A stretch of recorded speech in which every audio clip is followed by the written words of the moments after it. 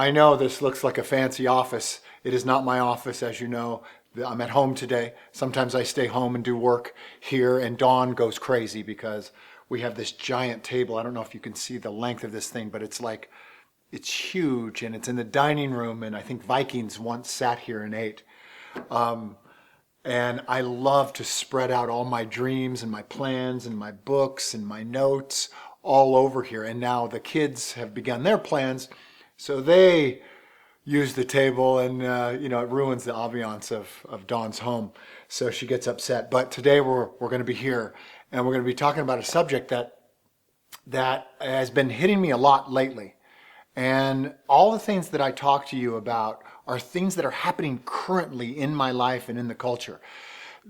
And there's this one complaint that I keep hearing, and it's not even a complaint. It's more of a regret.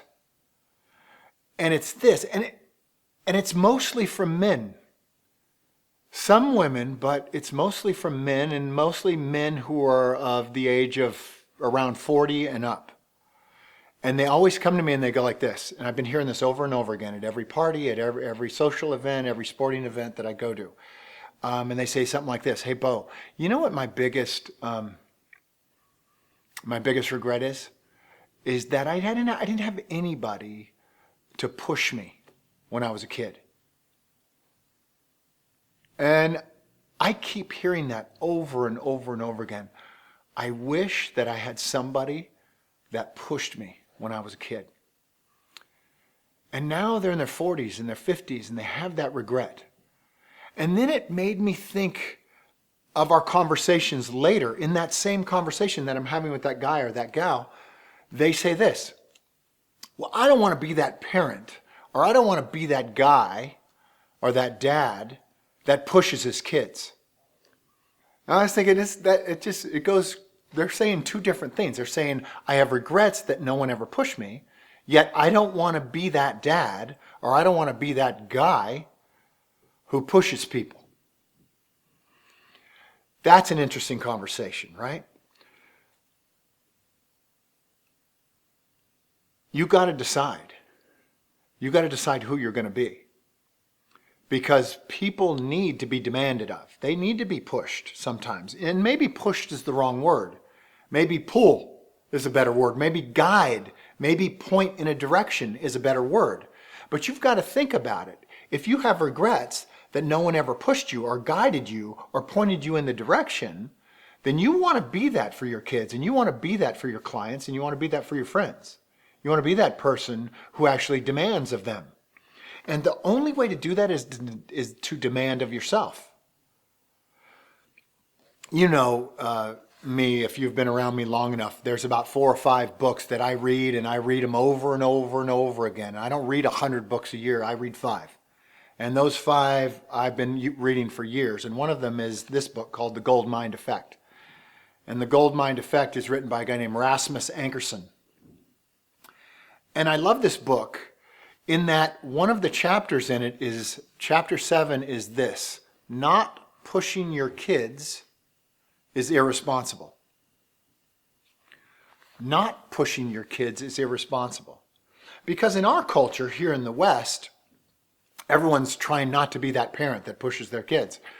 Well, your kids, they need to be pushed. They need to be guided. They need to be pointed in a direction. And in this book, they did a study of virtuosos in the piano, the violin players, elite athletes. But in this particular study, it was a violinist. And they took the top 24 violinists, virtuosos throughout the world, right? And they asked them, were you just called by God to go play the violin?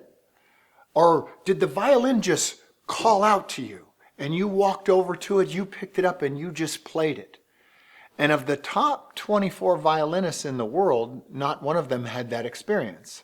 All of them had the same experience, which was this: a parent or a coach or a mentor said to them, play that violin.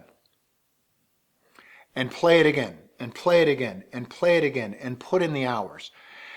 And what the kids fell in love with wasn't necessarily the violin. They fell in love with the improvement that they made. Think of it in those terms.